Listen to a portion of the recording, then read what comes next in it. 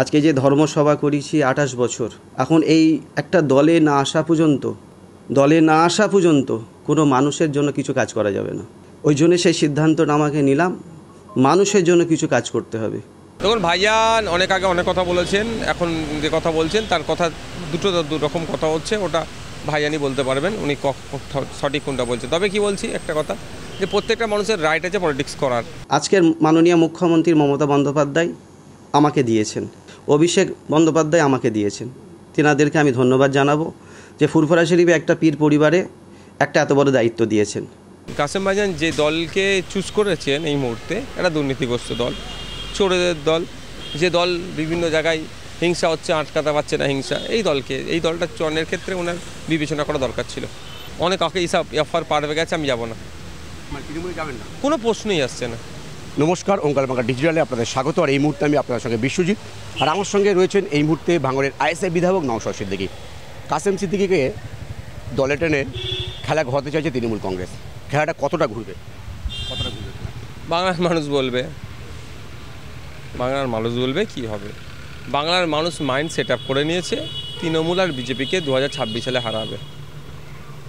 কাকে দলে নিল, কাকে দল থেকে বাদ দিল, দুর্নীতিগ্রস্তকে বাদ দিয়ে দিল, ওইসব করে বাংলার মানুষের মনকে আর ঘোরাতে পারবে না।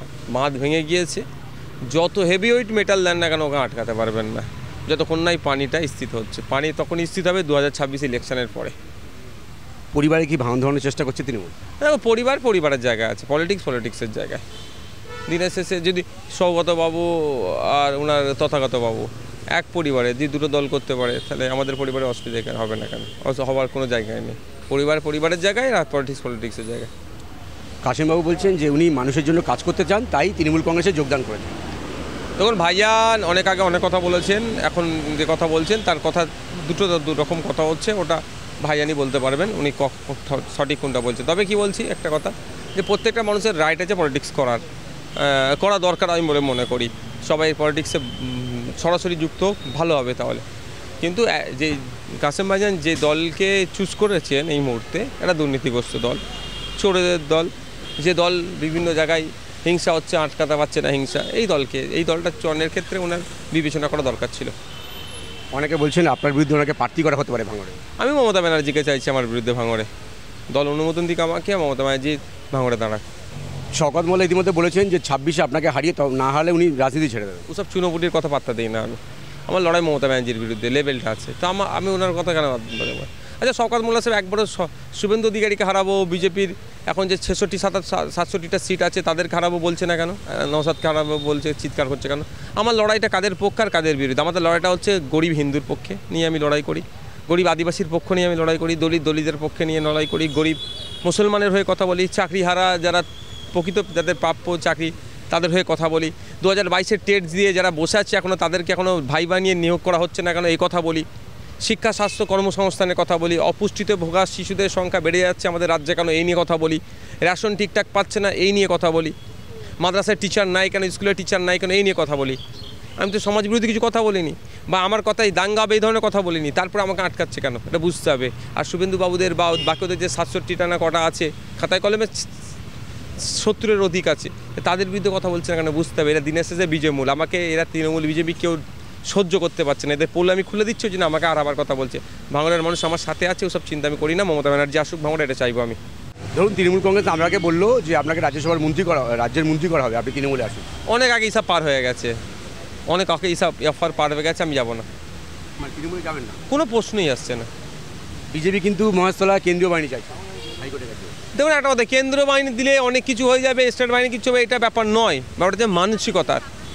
বিজেপি তৃণমূল চাইছে আমাদের রাজ্যের ধর্মীয় উন্মাদনা তুলে তাদের জায়গাটা ঠিক রাখার।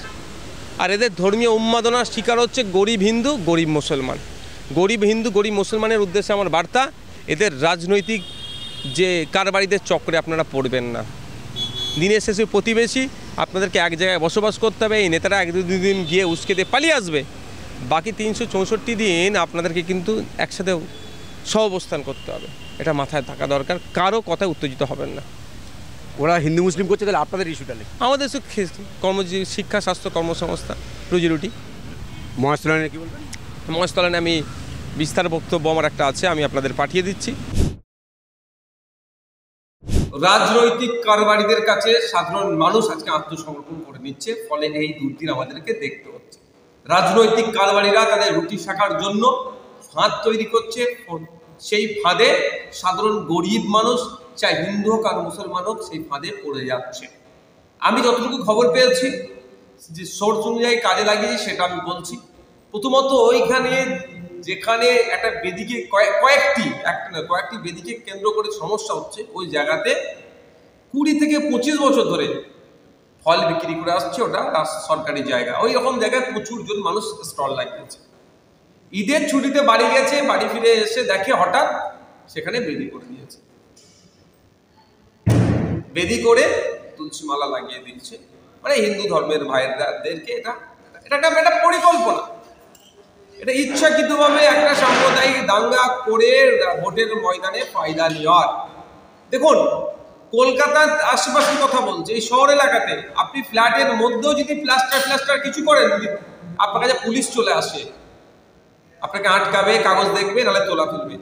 থানার অদূরেই পরে তো তুলসী গাছটা লাগিয়েছে, যে ওই কংক্রিটের ওগুলো তৈরি করছে, পুলিশ জানে না, জিজ্ঞাসাবাদ করেনি।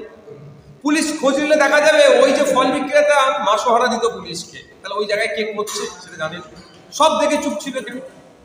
পরে খবর পাচ্ছি যখন ফল বিক্রেতারা এসে এটাকে প্রতিবাদ করে, দুরকম খবর পাচ্ছি। একটা খবর পাচ্ছি যে তাদেরকে বলেছে জয় শ্রীরাম বললে তোরা বসতে পারবি, আর একটা খবর পাচ্ছি যে পুলিশের সামনে তাদেরকে জয় শ্রীরাম বলতে বাধ্য করিয়েছে। এই ঘটনাটাও শুনছি। তো দুটোর মধ্যে কোনটা সত্য তাই বলতে পারছি না, দুটোটাই অপরাধ যদি হয়ে থাকে। তো ওই এত ঘটনা ঘটে যাচ্ছে, তারপরে আশেপাশে এলাকায় খবর পেয়েছে, এলাকার মানুষ আসছে, বাঘ বিতণ্ডা হয়েছে, এবার পরিস্থিতি উত্তপ্ত হচ্ছে। এই দায়ভার তো রাজ্য প্রশাসনকে নিতে হবে। সকাল 10টা থেকে ঘটনা ঘটছে, শুরুতেই যদি এটাকে কন্ট্রোল করে নিত, এই দুর্দিন দেখতে হতো না। এই যে আজকে একটা অশান্তি হচ্ছে, এই অশান্তির আগুনে ওই এলাকার মানুষ জ্বলছে। শুধু কি মুসলমান ক্ষতিগ্রস্ত হচ্ছে, না শুধু হিন্দু ক্ষতিগ্রস্ত হচ্ছে, ওখানকার মানুষ ক্ষতিগ্রস্ত হচ্ছে। দায়ভার রাজ্য প্রশাসনকে নিতে হবে। আর বিজেপি তো ওত পেতে বসে আছে, লাশের রাজনীতি করবে। বিজেপির অবস্থা এতই শোচনীয় পশ্চিম বাংলাতে যে মিস কল মেরে ওদের সদস্যপদ হওয়ার জন্য আহ্বান করেছিল, লোকে মিস কলও মারছে না বিজেপিকে, ভোট তো দেওয়া দূরের কথা। তাহলে সেই জন্য ভোটে কনভার্ট করতে গেলে কি করতে হবে? বাইনারি পলিটিক্স করতে হবে। আর তৃণমূল কংগ্রেস ওয়াকাফ নিয়ে বা বিভিন্ন ইস্যুতে মুসলিম সিম্প্যাথি পাওয়া তো দূরের কথা, মুসলমানরা তৃণমূল কংগ্রেসকে রিজেক্ট করার জন্য প্রস্তুত নিয়ে নিয়েছে। এই ধরনের কাজের যদি না সুযোগ দেয়, আমি বলছি সুযোগ দেওয়ার কথা বলছি, আমি কোট আনকোট বলছি, তাহলে মুসলিম হিন্দু বাইনারি হবে না, মুসলমানরা সেপারেট, হিন্দু ভাইরা সেপারেট হবে না, মুসলমান ভোট তৃণমূলের দিকে যাবে না, চাপে পড়ে যেতে হবে। এই সুযোগ দিচ্ছে না, হলে থানার অদূরে ঘটনা ঘটে যাচ্ছে। এত বড় ঘটনা ঘটলো কিভাবে? ওখানে কংক্রিটের এইগুলো যখন হলো না কেন, তখন তো একটা জায়গা থাকতো যে এখানে একটা দিন লোক দীর্ঘদিন ধরে ফল বিক্রি করছে, এখানে এভাবে করা যায় না, এক নম্বর। দ্বিতীয় কথা হচ্ছে এখন ধর্মকে এরা ডিফেন্স হিসাবে কাজে লাগাচ্ছে, সেলফ ডিফেন্স হিসাবে। পিকে মুভিতে আমির খান আপনার ওই যে নায়িকাটা যখন জিজ্ঞাসা করছিল, গলায় মুখে একটা ঠাকুরের ছবি ছিল, কেন বলছে? একটা সেলফ ডিফেন্সের জন্য। তো কেউ যদি কারো মানে ইচ্ছাকৃতভাবে কোনো অন্য ধর্মের মানুষের সাথে লড়াই লাগিয়ে দিবার চেষ্টা করে, আজকে বেদি করে ওখানে তুলসী গাছ লাগিয়েছে, কালকে কেউ যদি কোনো জায়গায় একটা ছোট্ট ঘেরে ওখানে আজমির শরীফের ছবি, কাবা শরীফের ছবি দিয়ে যদি বিতর্ক তৈরি করে, এটা কি মেনে নেওয়া যাবে? দুটো ক্ষেত্রেই মেনে নেওয়া যাবে না। আমরা যতটুকু জানি, এই যে তুলসী তলার কোথা হবে সেটাও একটা নির্দিষ্ট ধর্মীয় আচরণ আছে হিন্দু ধর্মে। আমার ভুল হতে পারে, আমরা যদি ভুল বলি আপনি আমাকে শুধরে দেবেন। যে প্রতি ঘরে বা বাড়ির ছাদে উত্তর পূর্ব কোণে তুলসী তলা হয়, আমি যতটুকু জানি, আমার জানার মধ্যে ভুল থাকতে পারে। এখানে ইচ্ছাকৃতভাবে ধর্মকে সামনে নিয়ে এসে, ধর্মকে সেলফ ডিফেন্স করিয়ে ভোট ব্যাংকে উতরানোর জন্য এই অপচেষ্টা চালাচ্ছে। আর এর বলি সাধারণ হিন্দু, সাধারণ মুসলমান হচ্ছে, গরিব হিন্দু, গরিব মুসলমান হচ্ছে। এখন রাজ্য প্রশাসন চুপ আছে কেন? একের পর এক ঘটনা ঘটে যাচ্ছে। শামশেরগঞ্জ, ধুলিয়ান, যেভাবে ওখানে হত্যা হয়েছে, খুন হয়েছে, গুলিবিদ্ধ হয়েছে, ভাঙচুর হয়েছে, আগুন লাগিয়েছে, প্রশাসন দায়ী। ঠিক একইভাবে এখানে মহেশতলাতেও প্রশাসন দায়ী এড়িয়ে যেতে পারবে না। তৃণমূল কংগ্রেস কাশেম সিদ্দিকীকে কাছে টেনে যতই ভাঙন দেওয়ানোর চেষ্টা করুক আইএসএফকে, কিন্তু তৃণমূল কংগ্রেস যে চেষ্টাটা করছে সেটা কিন্তু সফল হবে না, কারণ নওশাদ সিদ্দিকীর লড়াই মমতা বন্দ্যোপাধ্যায় এবং শুভেন্দু অধিকারীর বিরুদ্ধে। অর্থাৎ কাশিম সিদ্দিকীকে দলে টেনে পরিবারে ভাঙন বা আইএসএফে ভাঙন ধরানো কোনোভাবেই সম্ভব নয়। ক্যামেরায় রবি দত্তের সঙ্গে বিশ্বজিৎ হালদার, ওঙ্কার বাংলা।